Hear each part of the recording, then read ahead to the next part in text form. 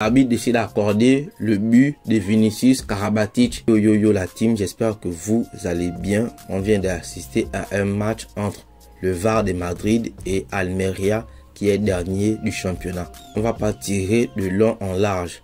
Le VAR de Madrid a brillé par sa qualité première qui est la tricherie dans ce match. Ils ont présenté le trophée de la Super Coupe d'Espagne qu'ils ont remporté face à Xavi. Tout le stade était content et je pense que l'arbitre avait à cœur que le VAR de Madrid remporte ce match.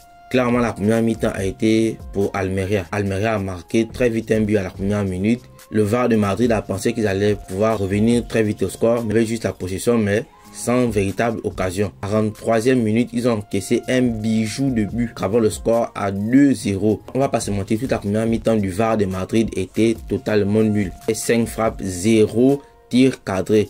Et du côté d'Almeria, c'était 8 frappes avec 2 tirs cadrés, 2 buts. Efficacité clinique. Ils sont allés à la mi-temps 2-0 sans aucune frappe cadrée.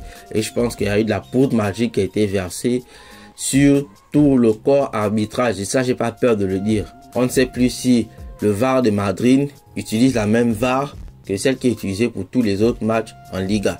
Déjà, je ne vais même pas demander en commentaire s'il y avait penalty ou pas, parce que clairement, il n'y avait pas penalty. Il ne faut pas subir la faute de la part d'un joueur de Madrid dans la surface, sinon la faute vous revient systématiquement. Un penalty inventé de toutes pièces. Les gars se sont dit qu'avec ce penalty généreux, à 2-1, facilement ils pourront revenir au score et gagner le match. Mais non, ça s'est pas passé comme ça, parce que derrière, Almeria a encore marqué un but. Et sur ce but, comme par hasard, la VAR de la Liga a décidé d'annuler la faute au départ de l'action. Mais quand on a déjà fait une grosse bourde en donnant un penalty généreux, je pense que la moindre des choses, c'était de fermer les yeux sur cette faute, puisque la faute n'est pas si intentionnelle. Il est en train de se débattre sur Bellingham. Mais l'arbitre décide d'annuler totalement ce but. Et jusque là, le VAR de Madrid n'est toujours pas refait son écart. L'arbitre décide encore d'intervenir. Comme je vous ai dit, l'arbitre avait vraiment à cœur à ce que le VAR de Madrid remporte ce match. L'arbitre décide d'accorder le but de Vinicius Karabatic. C'est clairement un frère Karabatic parce qu'on ne peut pas être autant habile de ses bras de la sorte. L'arbitre s'est dit, allez, ce but il faut l'accorder, c'est un Karabatic. Bref, la deuxième mi-temps est clairement une mi-temps volée à Almeria. En tout cas, bravo à Almeria qui ne s'est pas laissé faire.